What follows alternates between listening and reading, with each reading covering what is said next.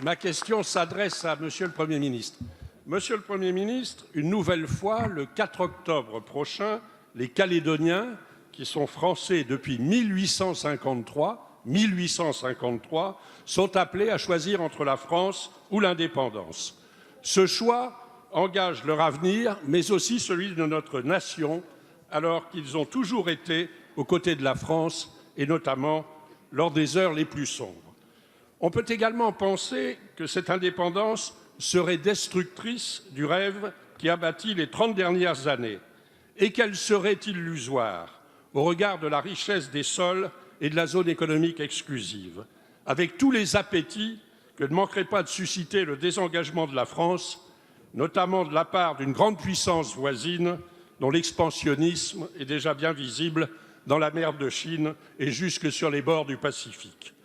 Au-delà de cette consultation qui oppose et divise les Calédoniens et porte les germes du séparatisme, nous militons pour que le chemin d'un avenir apaisé soit offert aux enfants du Caillou.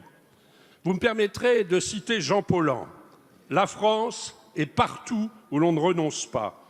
Le groupe Les Républicains souhaite donc que la France des droits de l'homme, ne renonce pas en Nouvelle-Calédonie et y demeure, car nous n'aimons pas ce qui rétrécit la France. Or, l'on ne peut pas dire que nous ayons beaucoup entendu le président de la République et votre gouvernement sur ce choix crucial pour l'avenir de la Nouvelle-Calédonie dans la République.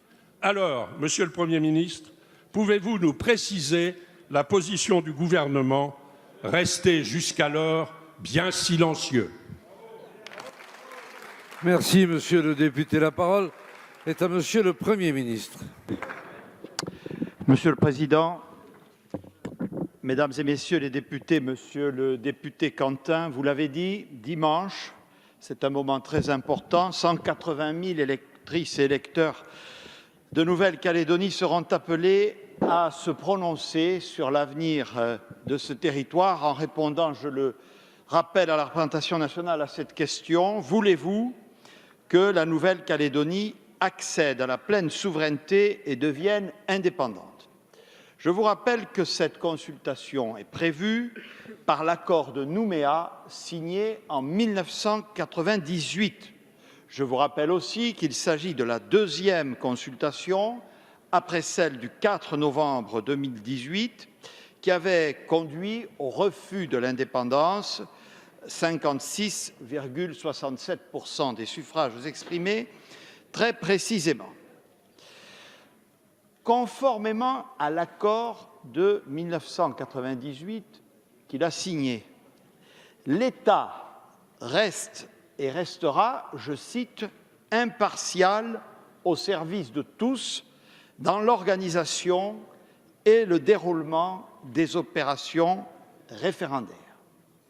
Nous sommes tenus par notre parole et nous la respectons.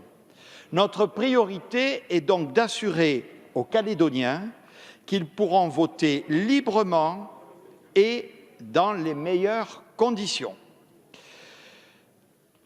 Je vous indique que, d'une part, cette consultation se déroulera en présence des observateurs de l'ONU et du Forum des îles du Pacifique. D'autre part, que la commission de contrôle, composée de magistrats indépendants, est déjà présente sur place avec les quelques 250 délégués qu'elle a recrutés pour assurer le caractère incontestable et impartial de ce scrutin. Bien entendu, impartial ne veut pas dire en retrait. Nous souhaitons notamment que la participation soit la plus élevée possible. C'est d'ailleurs ce qui nous a guidés dans les différentes décisions que nous avons prises ces dernières semaines.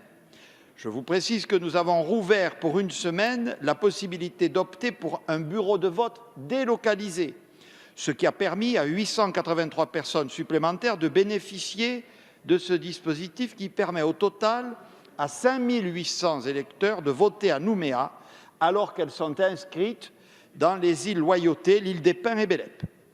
Nous traitons au jour le jour les difficultés liées aux procurations réalisées depuis l'Hexagone et depuis l'étranger.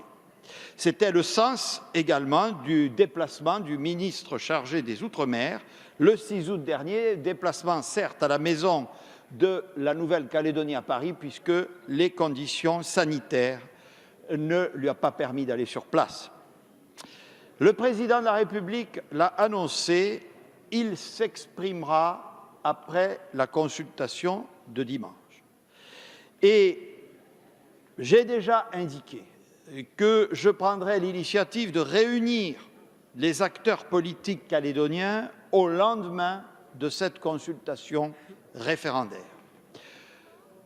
J'espère pouvoir le faire à Paris, mais je ne vous cache pas que les conditions sanitaires nous inviteront peut-être à faire évoluer des habitudes vieilles de 30 ans, mais l'engagement de dialogue incarné par la République sera maintenu.